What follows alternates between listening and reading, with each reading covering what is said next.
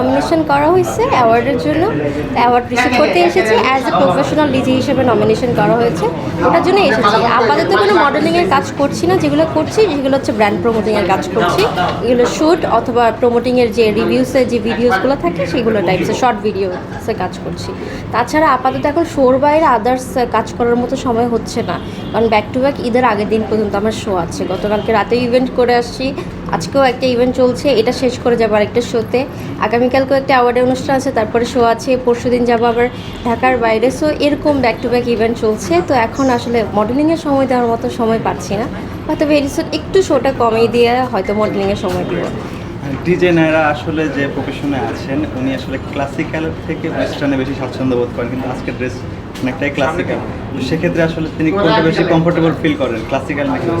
আসলে এটা কি এক একটা প্রোগ্রামে আমরা এক এক টাইপসের ড্রেস পরে থাকি। এখন যেহেতু আমরা স্পন্সর নিয়ে থাকি ড্রেস, তো যখন যেটা ভালো লাগে সেটাই আমরা পরে আসি, এটা নিজস্ব চয়েস। সবসময় যে বোল্ড লুকে আপনারা আমাকে দেখবেন তা না। ওটা একটা ইভেন্টে আপনারা দেখেছিলেন রেডিসন ব্লুতে, সেখানে আমি বোল্ড লুকে দেখা গেছে। বাট যখন আমি অ্যাওয়ার্ড প্রোগ্রামে আসবো তখন আমি একটু অন্যভাবেই আসবো, হয়তো লেহেঙ্গা, হয়তো গাউন অথবা শাড়ি, যেকোনো একটা অন্যরকম একটা আউটফিটে আসবো। সো শোর মতো অ্যাওয়ার্ড প্রোগ্রামে আপনারা আমাকে দেখতে পাবেন না। আপু, সবাই স্বীকার করে না, আজকে আমরা শুনতে চাই আসলে অনেক ডিজে তো বাংলাদেশে অনেকেই করে, পরি করে, ডিজে সনিকা করে। আপনার জীবনের গল্পটা শুনতে চাই, ডিজেতে কিভাবে আসছেন এবং মিডিয়াতে আসলে কিভাবে ভাইরাল হয়েছে।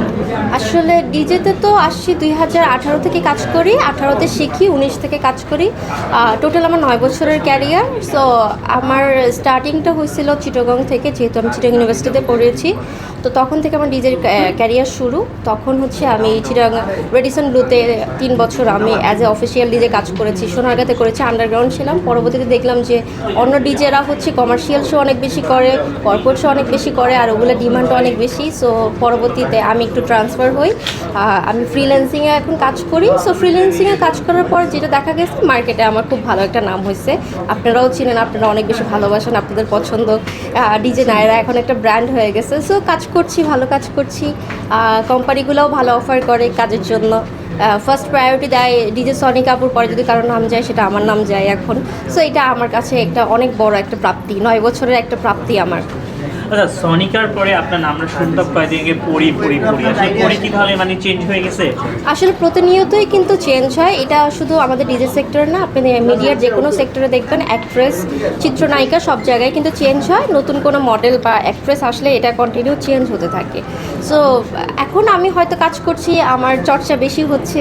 সো হয়তো সনিকা আপুর পরে যদি কারো ফার্স্ট চয়েস থাকে সেটা আমাকেই চয়েস করে। আর পরি আপু যেহেতু এখন দেশের বাইরে আছে, সো পরি আপুর চয়েসটা একটু কমেই যাচ্ছে, স্বাভাবিক। ডিজে করতে করতে কাউকে পছন্দ হয়ে গিয়েছে, কিংবা ডিজে করতে করতে কেউ আপনাকে অফার করেছে, এরকম গল্প আছে কি? পছন্দ তো অনেকেই করে, অফার অনেকেই করে, বাট আমার তেমন কোনো পছন্দ নাই, বা আমার কাউকে তেমন ভালো লাগে না। কারণ কর্পোরেট শোতে যেটা হয় যে আমার বাপের বয়সী এইজের লোকেরা খুব বেশি থাকে। সো তখন আসলে পছন্দ হওয়ার কিছু থাকে না। এটা কিন্তু মানুষ দেখছে যে সবাই বাপের বয়সী, ওখানে ইয়াংরাও কিন্তু থাকে না, খুব কম, খুব কম। আপনি কর্পোরেট জগৎটাই আলাদা, ওখানে কিন্তু 40+ হচ্ছে ছেলেদের বয়স থাকে, তারা চাকরিজীবী বা চাকরি করছে, বা একটা কোম্পানির যখন এমডি হচ্ছে বা জেনারেল ম্যানেজার হচ্ছে, অনেক বয়স চলে যাচ্ছে, অনেক বয়স হয়ে যাচ্ছে। তো তাদেরকে পছন্দ করার মতো পরক্রিয়া করতে আমি যাব না। সো আমি সিঙ্গেল আছি, সিঙ্গেলই থাকবো। যদি আমার কোনো সিঙ্গেল ছেলে ভালো লাগে অবশ্যই প্রেম করবো। আপনি ডিজে করতে করতে এখন